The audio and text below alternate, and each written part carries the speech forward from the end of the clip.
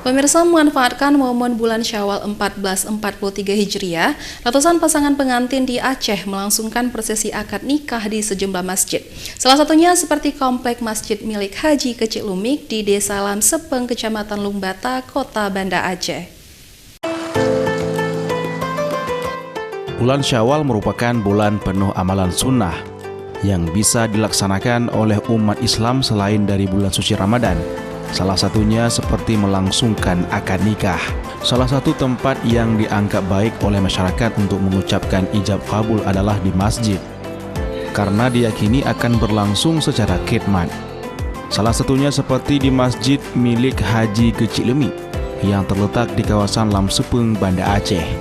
Di masjid ini selama bulan Syawal dalam sehari ada 3 hingga 4 pasangan yang melangsungkan akad ijab kabul. Pengurus Masjid Haji Kecik Lumik Jufri Aka menyebutkan, dalam bulan Syawal ini sebanyak 60 pasangan pengantin dari Banda Aceh dan Aceh Besar telah mendaftarkan diri untuk menikah di masjid ini.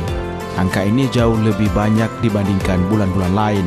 Pernikahan di bulan Syawal di Masjid Kecik Lumik, alhamdulillah bulan Syawal ini kita meningkat dibandingkan dengan bulan-bulan sebelumnya. Nggak tahu, saya asal bulan Syawal mungkin orang kita lebih senang mengadakan pernikahan lebih ramai dibanding bulan lain. Selain merawat tradisi, menikah di bulan Syawal adalah waktu yang baik dan umat Islam baru saja merayakan kemenangan setelah berpuasa 1 bulan penuh di bulan suci Ramadan. Karena mungkin di bulan ini termasuk dari kita agama Islam ya, jadi bulan yang sangat baik ya, mungkin untuk orang melaksanakan kelangsungan berkeluarga mungkin di bulan ini salah satunya yang baik. Ya sudah direncanakan dari jauh-jauh hari ya. Selain Masjid Haji Kecik Lumik, ratusan calon pengantin di Banda Aceh pada bulan Syawal ini juga mendaftar di beberapa masjid di Banda Aceh seperti Masjid Raya Baitur Rahman, Masjid Oman Lamprit, serta Masjid Tengku Umar di Desa Setui, Kecamatan Baitur Rahman.